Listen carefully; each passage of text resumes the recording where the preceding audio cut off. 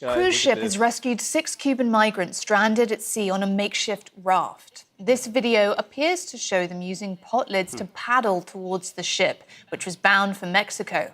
An eyewitness said that the raft looked like a piece of furniture, possibly a cabinet.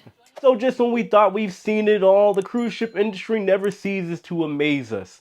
So in breaking news, we had the Carnival Paradise that happened to have a run-in with 6 migrant Cubans that apparently were trying to flee Cuba in order to go to the United States. Now, that's something that happens, unfortunately, often when it comes to cruise ships, running into people trying to flee their country in order to be refugees in another country.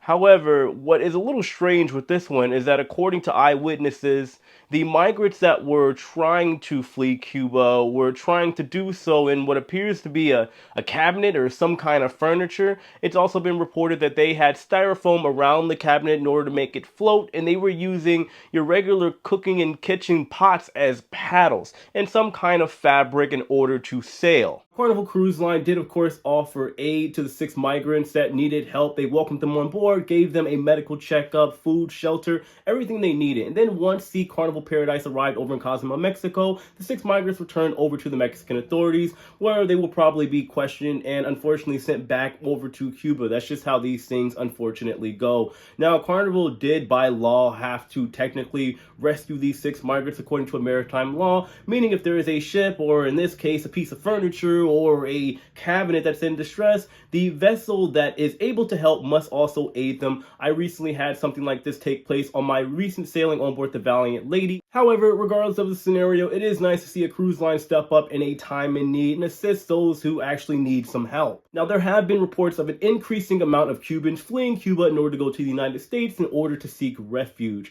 I will say, because I don't want to get too deep into it, that it's times like this and seeing scenarios and situations like this that really make somebody like me, and I'm sure all of you, appreciate the life that you were able to live without having to flee to another country for a better life. And if you, let's say your parents did, or maybe your ancestors did, whatever the case may be, well, you should be thankful for being able to be in a place like the United States or any first world or free country where you don't have to deal with a situation that potentially makes you want to leave for a better life. Anyway, I will leave off with this. This situation does raise a couple questions for me. Are these guys engineers or some type of crazy creators or innovators? Because personally, I can't imagine trying to put foam on top of some furniture to get it to float. I don't even know how cruise ships float. I just think that'd be crazy in itself. Now, you're talking about putting 6 people inside of that dresser or cabinet or whatever it was. On top of that, they're also using pots apparently to get the ship to propel, the boat to propel, the cabinet to propel. That's absolutely insane to me. Or maybe that sail, whatever fabric they used to make the sail actually worked in order to get them from Cuba to the middle of the ocean.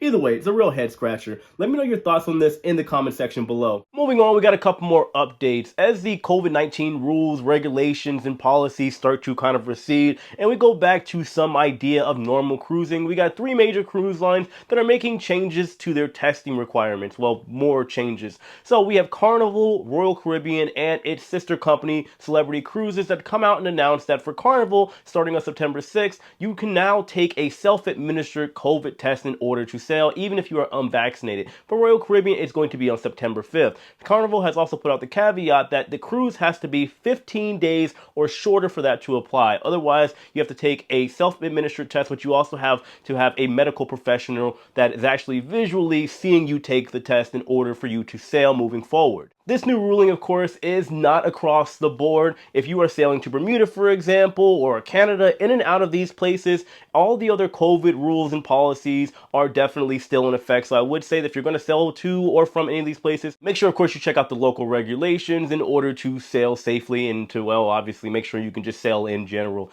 Now, I will say that some people will say this is a big change. Some people say it's a little change, because I do understand if somebody's taking a test and they don't have anybody to supervise them, well, they could kind of cheat the system and say they tested negative or get somebody else to take it for them, all that blah blah blah. You get the idea. But either way, I do believe this is somewhat of a good step to normality. And of course, as we start to navigate to a normal world where we can have normal cruising, I think overall things are just going to get better and better. Now, as somebody that's cruised in Europe, I've been on 2 cruises now, the MSC Opera and the Valiant Lady. Testing was not required. Overall, everybody seemed to not really have much of a care in the world. We didn't have an outbreak or anything of that nature, and I do believe that some people were also unvaccinated vaccinated. I don't know the percentage exactly. And then I also have the NCL Prima coming up. I'm making a video on that. I'll be on the inaugural sailing. And yeah, other than that, guys, we are just moving forward, just cruising right along. But if you guys have any questions, comments, concerns, or, again, put in some input, please let me know in the comment section below. I'm going to get ready to wrap this video up. I have more videos on the way. Of course, on your way out, hit that like button, subscribe if you haven't already, share this video, and just know that I love each and every one of you. I'll see you later. Take it easy.